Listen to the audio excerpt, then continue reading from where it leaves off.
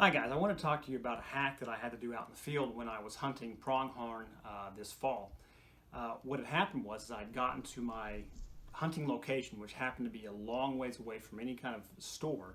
I went to sight my bow in to make sure that nothing was wrong with it that had happened during the trip, and I go to pull my rangefinder up and it was dead.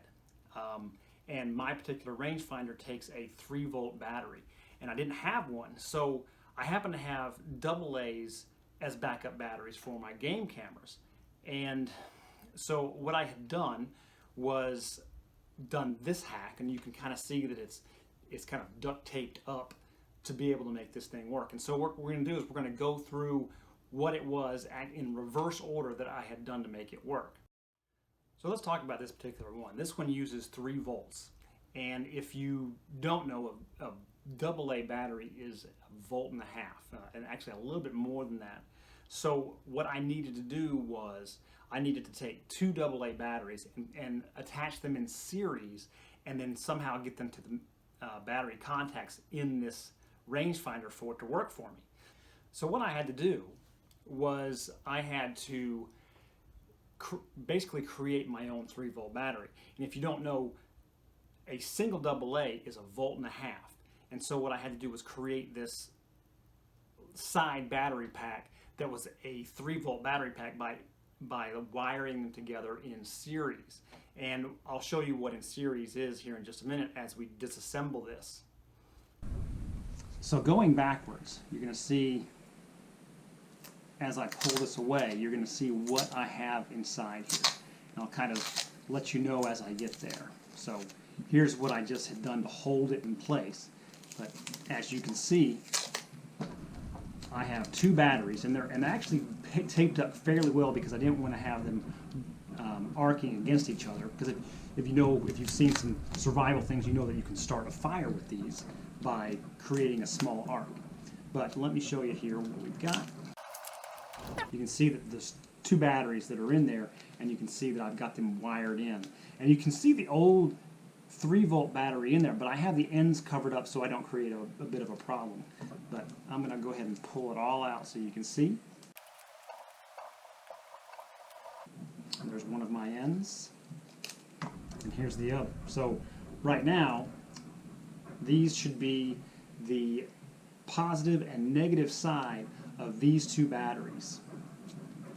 I'm going to pull it away so you can see what's going on here. So if I go ahead and I test this, and hopefully they're still good, you'll see that we've got nothing there, and now we've got 3.1 volts that it's reading. So you can see this 3-volt battery, and what I've done is I've covered up the ends so that they didn't have any additional voltage that may ruin the rangefinder, but you can see that they're covered up so they're not going to be used. But what I was using them for was when I placed my wires inside here, I used them to pin them to the contacts that are inside the rangefinder. So by placing them in here, I would pin this one to this side and this one to the other, and then situate the battery in there so that it created that 3-volt battery and put it in contact with what's going on here. So let me show you the inside of this. So here's my wires. You can see that they were taped to this location. Now if I get this off, these are the wires, you can see still that here's my positive side and here is my negative side, 3.1 volts. In order to get this to become a 3-volt battery, I had also, you can see that I was making sure that I taped together the ends so that they wouldn't touch each other. So I was putting extra electrical tape in between them so that I wouldn't create an arc at this point. I wanted to be able to control it so that it was inside the rangefinder. But let me get these off. What you'll see here on the end is I had a strip of wire on the other end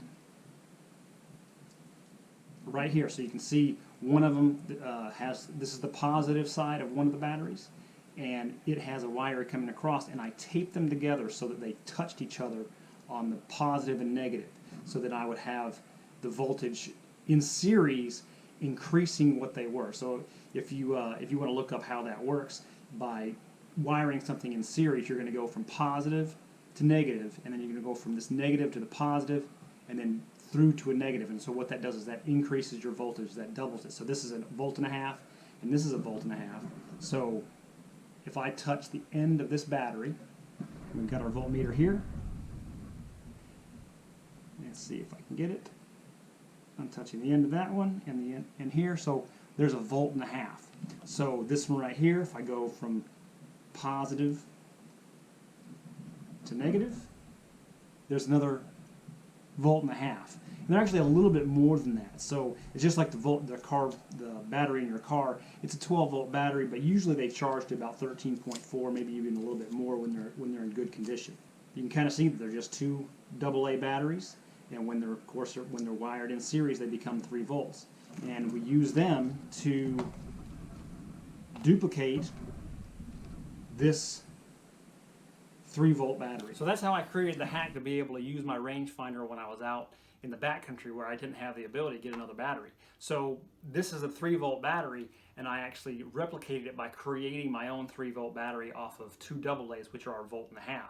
And the only thing that I needed, which is part of the things that I carry with me when I go across country, I always take a voltmeter, and sometimes I'll take one just on short trips, just for the off chance that I might need it. So voltmeter, I always carry extra wire with me, which is, you can see, this is what I use to make that hack, and some electrical tape, or in electrical tape and duct tape. It's always good to have those on you. So that and wire strippers. So they're it was an easy fix. It's something that maybe not a lot of people know about as far as how to create a certain size or a certain voltage of a battery, but it allowed me to use my rangefinder and not make a bad shot when I was out there. So let me know if you like this. Let me know if you've come across any kind of other situations where something like this would have helped, or your own kind of hack to be able to get yourself out of a bad situation. But thanks for watching, and watch for more. We've got the Backcountry camper coming up soon, so stay tuned. Thank you.